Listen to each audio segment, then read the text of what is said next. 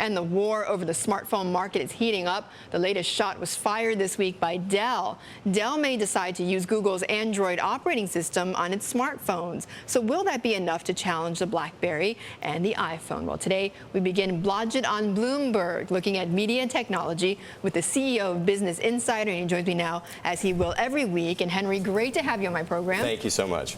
Okay, so before we get into, who's doing what or whatever, but the smartphone market, I mean, it is highly competitive, but why is it such a subject of a war right now? It is the fastest growing element of computing, basically. I mean, the smartphones are not used as phones. Phone applications almost ancillary. So if you look at it right now in the U.S., smartphones are a little more than a third of the overall market, but they're growing a lot faster than the regular market. So it's clearly where the future is. Just to set the table, research in motion, BlackBerry has about 50% of that. Apple has about 25%. Everybody else has about 25%. And Apple's share has gone from about 7% last year in the second quarter to 23% this year. So growing unbelievably fast. Among all of them, then. That's right. And research in motion in the U.S. is losing a little bit of share.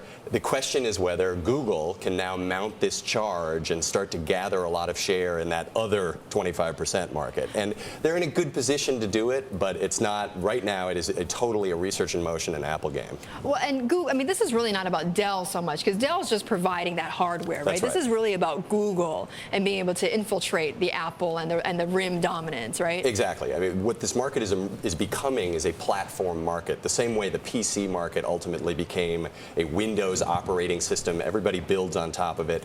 Apple has a huge lead in that right now with the App Store, and I think that that's going to be very hard for somebody else to challenge. But the company that's actually in the best position to do it is not Research in Motion, which has not built a particularly good app platform yet, but Google.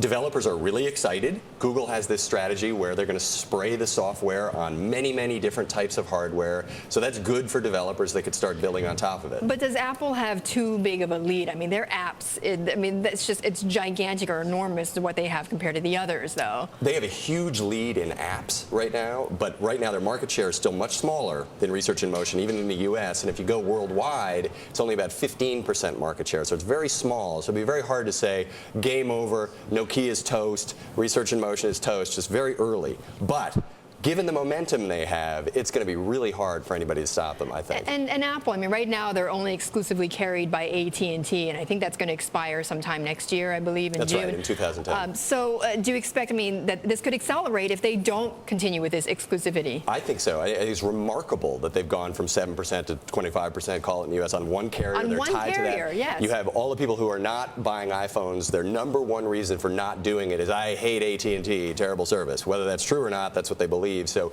you can imagine what is likely to happen when they go off of that, and the fact that right now the iPhone is actually cheaper than a lot of the Research in Motion phones and cheaper than a lot of the Google phones. So put those two together, and they're poised for another big jump. Okay, and Henry, very quickly though, where does this leave Microsoft? They're out of the game almost. In this market, they are out of the game. They have a new, sexier Windows mobile software, should be coming out sometime next year, but by that time everybody else is going to move forward. So right now they're basically nowhere in this market.